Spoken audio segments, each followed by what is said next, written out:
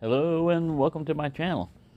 Well, this video is going to be about change, and not like the change from flashlights and stuff. Just this one's kind of the change in our societies, or at least my society. And what I'm talking about is America. It's changed a lot. Now I know a lot of this sounds like an old person talking about back in my day. But this is recent change. This is recent change that has caused things, and it came with the big bug that came through. And when the big bug came through, and the mishandling of it, and the lying to us started happening, call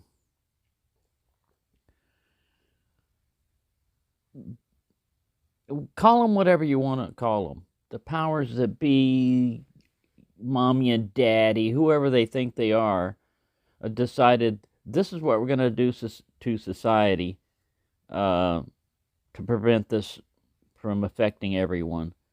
And we know now that all that they told us, it's coming out. It's coming out, but you couldn't talk about certain things. That's when the censorship started happening. Even people that just expressed, some concern, like, look, whatever happened to informed consent? Like, inform me what you're putting into me. Why is everything completely blank? Why are the pages completely blank? And when you ask for what's in the stuff they're sticking into you, you got to wait 75 years for your answer. Oh, that is so much. It's just lies, lies, lies all along. And it's not just that, it's politicians. In New York, they've got a politician that lied his butt off about everything and got elected. So now we've got to pass a law to prevent something that used to be common sense or just accepted societal norms. Yeah, all politicians lie, but man, like that. And, all of our presidents lie, but we've got presidents that just took lying to a new art form, and just denying reality. Oh man, that's how the world starts changing, when the truth is a lie, this crap about fake news and everything. Yeah, there's always been fake news, but fake news isn't there because things are not going your way. As far as politics, man, I don't care, as long as you stick to the Constitution and do what it says in there, and not just pull stuff up. If you want to change it, go by what it said in the Constitution to do the change. 2/3 of the states have to agree to this before you can just something arbitrarily change something. And what we all used to take for granted, like democracy, it's perilous now, man. It's just barely hanging on in there. It's just one step away from a dictator. And man, do we want that as America? I mean, we escaped. We got away from England because we couldn't tolerate a king. And now we want to go back to having somebody that's a king that can. I don't understand this. I really don't. And like I said, I'm not totally political or anything. I'm independent. I'll vote for anybody who sounds right. No one party is good. You can blame the current party and the former party. This thing's just started going downhill, and then we have wars coming out and people threatening to use nukes and classified documents. This is another thing. I had to pass a security clearance to get to learn what I did in electronics and to work on what I worked on. And if all justice is held equally to everyone, that's a lie also. Man, if we got caught mishandling classified documents, it was serving time. I mean, it was serious. You didn't. There's no. When you're in the military, you're under the UCMJ, their own version. They got their own courts and everything else. And yeah, it's not the same. So I can understand how, there are a lot of files that presidents and vice presidents keep, and sometimes stuff can get mixed up in them. But man, somebody had to screw up big time in the whole classification process, man, to let stuff like that they've been finding get out and not be known about, or if they're known about it, not to have them returned. Yeah, that's serious business right there. You're not affecting just your whims and everything. You're affecting the security of the United States, because sometimes those higher classification ones, they reveal where we got this information from. And that's sometimes, if that's human intelligence, that's somebody's life you're dealing with, and somebody's life that took a lot of time, money, effort, everything to get them to where they were at to get us this information. So, yeah, that all of this is very serious, and that's going on. And then our monetary system, all over the world and everything, and food and prices of everything. They used to say one thing: there's two things that never change: death and taxes. What they mean is never go away. You'll always be faced with death and taxes. Well,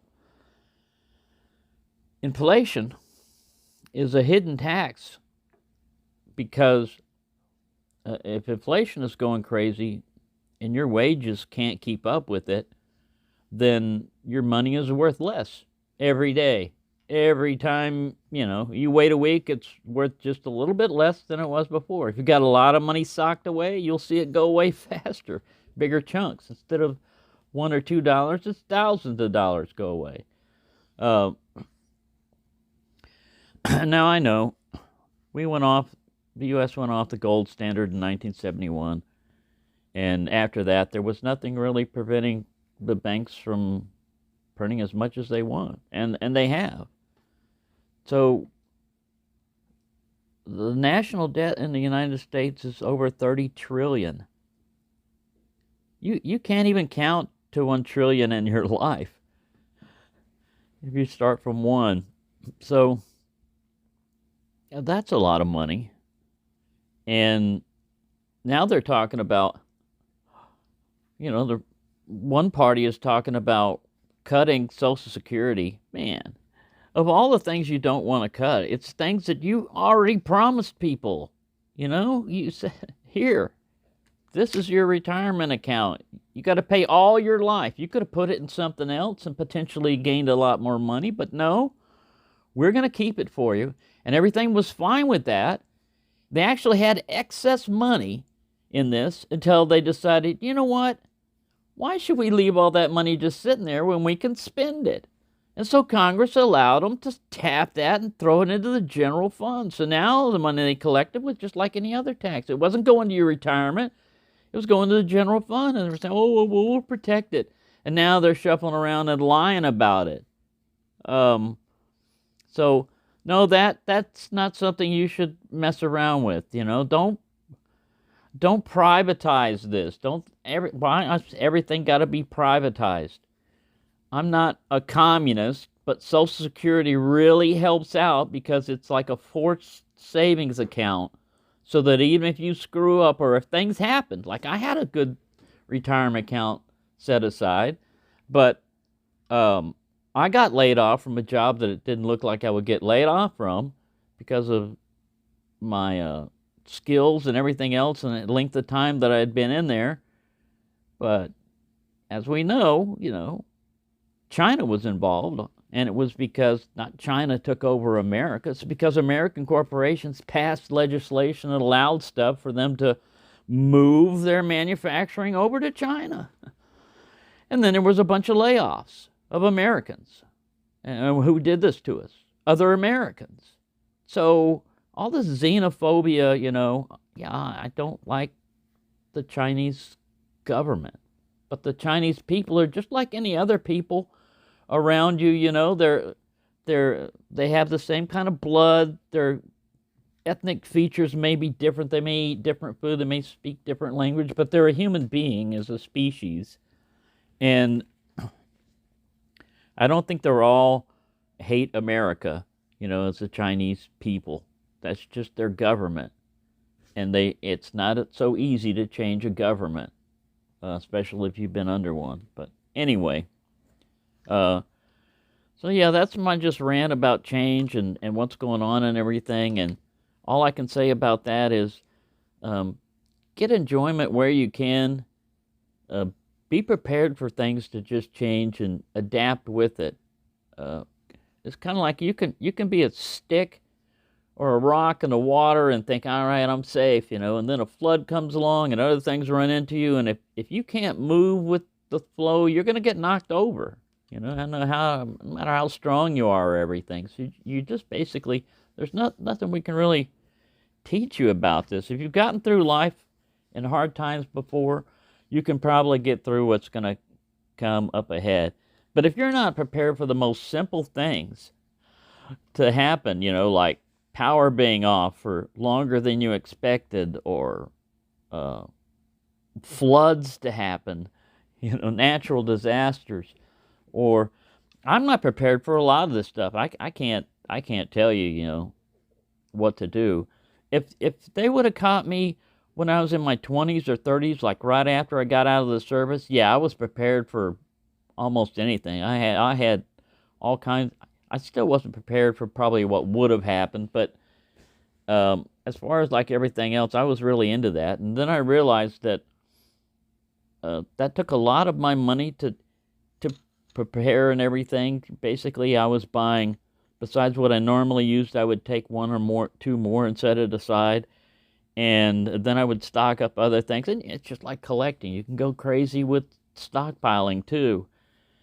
Some of all that came in handy because after I had to use my GI Bill to get college.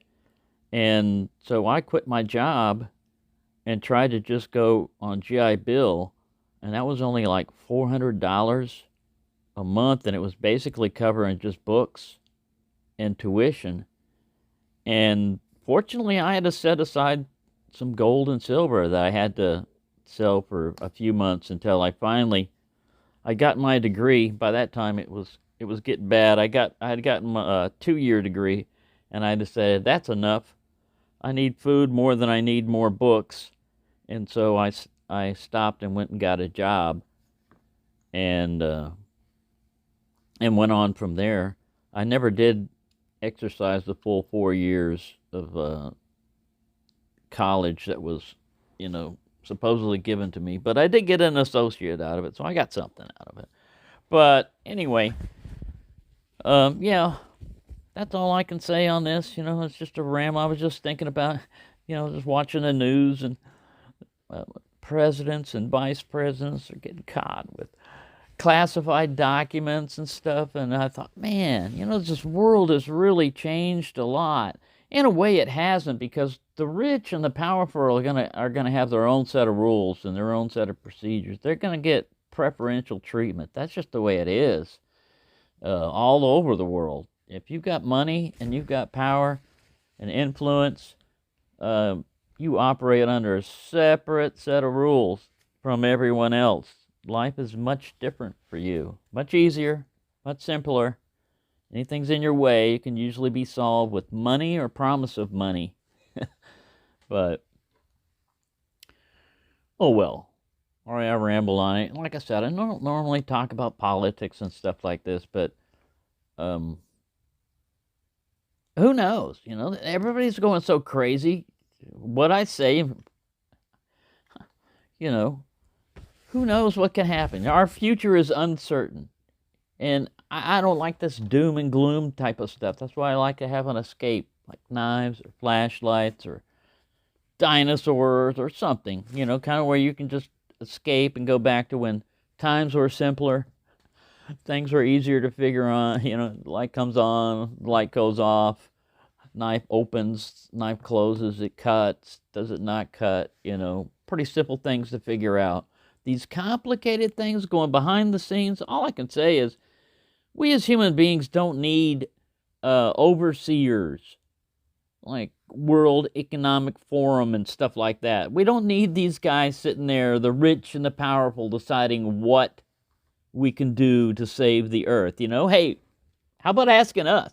We're humans. How about instead of dictating, how about you ask once in a while, how would we like this? Instead of saying, from now on, we're going to stop using oil. Do you have an alternative? Oh, no, we're coming up with that. Well, then don't cut that crap out. You don't know what the hell you're talking about. Same with our economy. We got a pandemic. We need more money. Oh, let's just print the crap out of it. Oh, yeah, that's going to bite us in the butt later on. Oh, don't worry about it. We know what we're doing. No, you don't. You don't know what you're doing. And when you mess up, this is like when I was a process tech at Intel. That's where you actually are looking at the code streams. It's a bunch of numbers and commas and stuff and everything else. And each one affects something on the machine. And if you mess one of those up by 1 decimal point, you screw up everything. Everything that was coming off that machine. And everything that was coming off that machine was valuable. And now they've got to rework it. And reworked wafers don't always come out as good. They have to go through another etch process, take that layer off. Then you go back on, you try to put it on again. And you got a whole nother set of problems. And then if that came back to you, it could take a while before they catch that. Because as soon as they print those layers out, they go through a microscopic registration process and a scanning electron microscopic process to verify that the layers are lined up with the former layers and they're formed properly and everything else. So you're talking about a lot of work, from 1 decimal point can make a difference. 0.1 and 0.01 are hugely different when you're dealing with nanometers, So yeah, that was a very stressful job and everything. But anyway, that's enough of this rambling. I've rambled on far enough. Probably pissed off some people. If you did that, I'm not picking on your favorite president or ex-president or whatever, if that's your thing, I am saying that there's a different set of rules for those people, and anything that any one of those would have done, that if you would have been in that place and you were in the military, you're probably still serving time in Leavenworth, It's not one of those cushy prisons either. Military has a different way of doing stuff. Anyway, thank you for listening to this ramble and a rant, and have a good day.